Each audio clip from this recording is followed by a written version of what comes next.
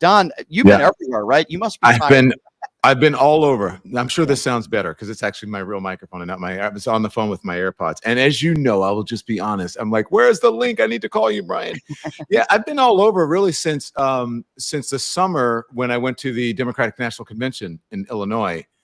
We drove from New York to Illinois, battleground states, swing states, talking to people and got some really eye-opening things. And then just before the election day, we did a week or almost 2 weeks as well on the road talking to people. And I think those interviews, if you've seen them, Brian, I think they were sort of indicative of what was to come. You know, I was surprised. I did watch a lot of those interviews and I was surprised. It just seemed to me that not all the people, but some of the people that you were, they seem like really nice people, but maybe they were just ill-informed on the economy and on the issues. And it just seemed like they bought into the right-wing talking points. Am I wrong in assuming that? They did. A lot of them bought into the right-wing talking points, but I mean, you have to remember too, I mean, people are easily co-opted. It's their faults, but then it's not their faults. I think they've been, you know, they were co-opted by a cult of personality and really like a cult leader figure who tells them like, hey, you know, I have the best economy in the world and, you know, ever. And which is not true. Or, you know, my tax breaks are going to benefit you, which is not true. Or, you know, all of the things. And I think because, you know, they want something better for their lives. They want their lives to be better and their situations to be better. And it's easier to blame the person who is in office rather than, you know, Donald Trump for how poorly he handled COVID.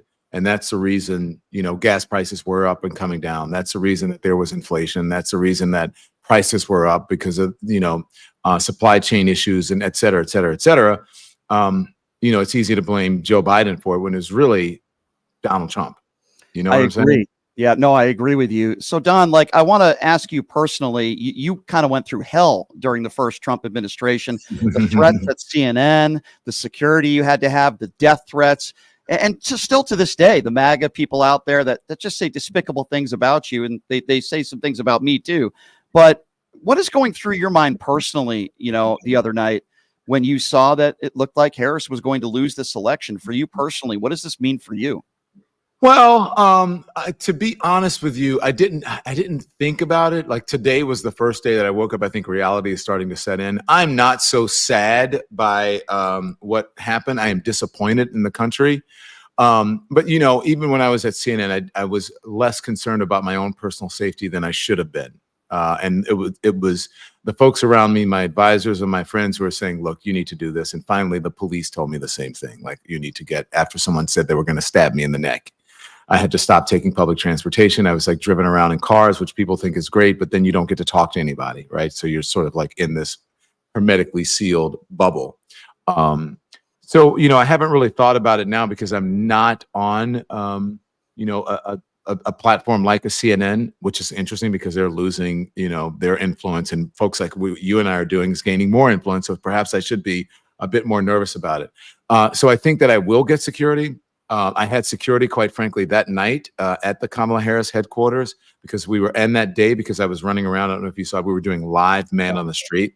We did like almost 12 hours. We wanted to do 12 hours exactly on YouTube, but they told us when we were there, the lights go off in 5 minutes, which meant Kamala Harris is not coming out. And so go home, go home. And then she's going to come back tomorrow. So what does it mean for me? I think, look, yeah, I am worried about my safety. I have to think about that now, and my family's safety. And then not only my immediate family, meaning my husband and me and our dogs, but also my extended family, my mother and my sister, who experienced it for the first Trump administration. All of the crazy people, the QAnon people, the 4chan people, the people who are on Twitter saying, you know, awful things and then threatening to harm my family members. That's horrible. Absolutely horrible. You know, Donald Trump has made a lot of promises. We know he made a lot of promises in 2016 when it came to locking up Hillary Clinton. We're going to build a wall and Mexico is going to pay for it. He's made a lot more promises. And the approach that I'm taking is, well, let's hold his feet to the fire. He says the Ukraine war is going to be gone in 24 hours. We're all going to get tax breaks. He's going to deport 15 to 20 million undocumented immigrants. I don't think he's going to keep any of his promises. How do you see it? Look, I would hope. One would hope, right? The war in Ukraine could be over in, what did he say, 24 hours or whatever? Okay, that would be great if that would happen. That would be great if you could have Israel and Gaza all of a sudden come peace in the Middle East. Remember, Jared was supposed to be in charge of that. Yeah. Look how that ended up. So I don't expect him, obviously, to keep that promise. You can say a lot of bullshit. Can I say a bad word on here? You can say that. You can say a lot of bullshit when you're running. And then as it turns out, things don't work out that way, but people buy it into it and they believe it. Like he is this fake sort of strong man that they believe is, and when actually he's a coward. He's afraid of his own shadow. And so no, he can't do any of those things. Yeah, I don't expect him to. I would love for him to be able to do it, but it ain't going to happen. And in order to believe that, I'd have to be part of the cult. Yeah. Let's talk a little bit about the word masculinity, because a lot of MAGA Republicans out there are mocking Kamala Harris's husband for crying, mocking Jimmy Kimmel last night for crying, as if somehow it makes you less masculine if you show emotion and you care about this country. Yet these are the same people that voted in a guy that dodged the military, who attacks people on looks, who's the most unmasculine, if that's a word. Can you comment on that? Why is it that so many in 2024 think you're less masculine if you show emotion and cry, but if you storm the Capitol, you're somehow a patriot and a hero?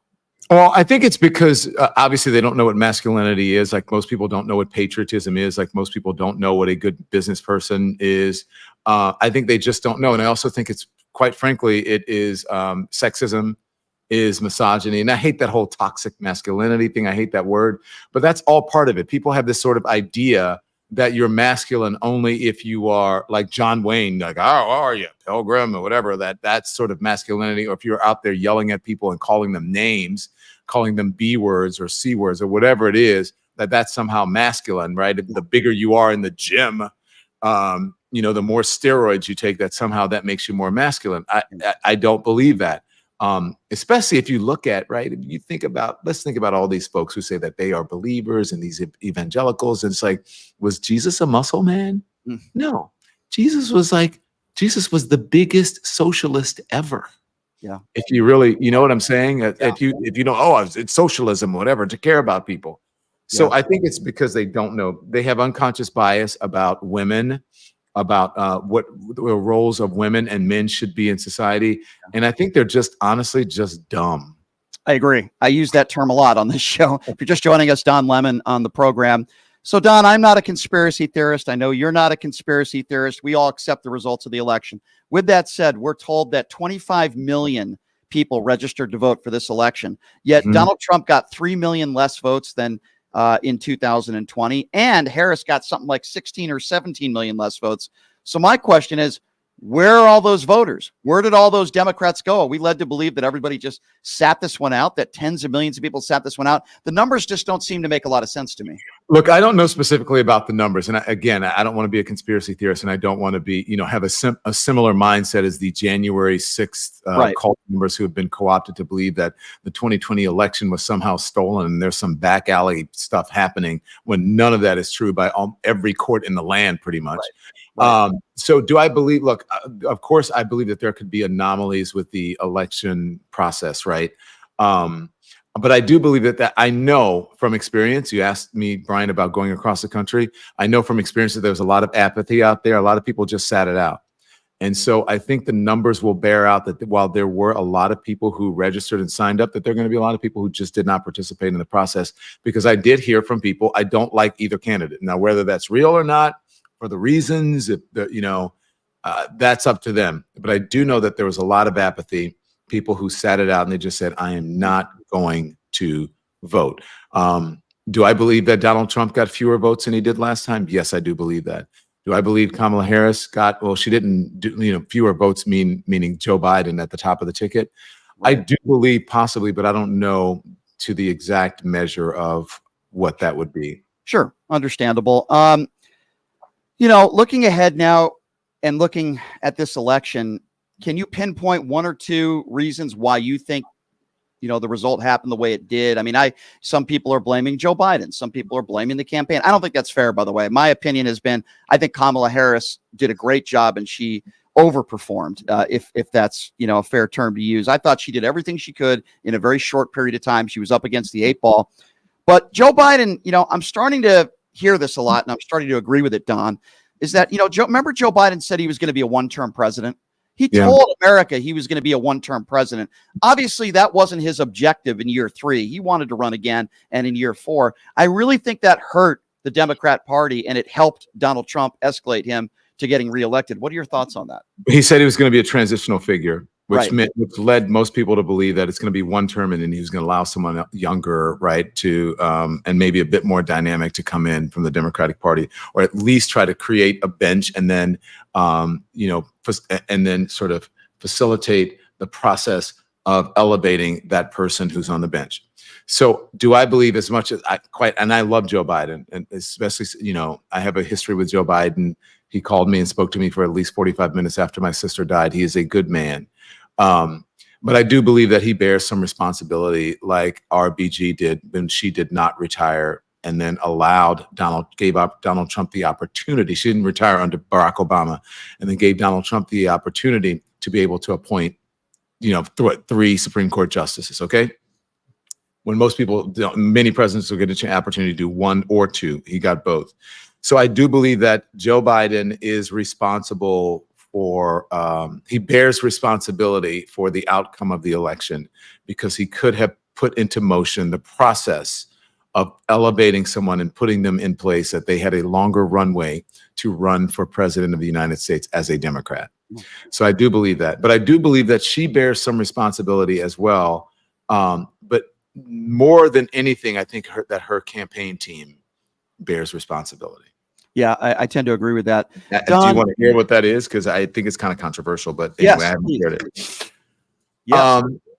I believe that she relied too much on mainstream media, traditional media, to give interviews to places that don't move the needle, that, is only older people who are already on her side and going to go out and vote for her anyway.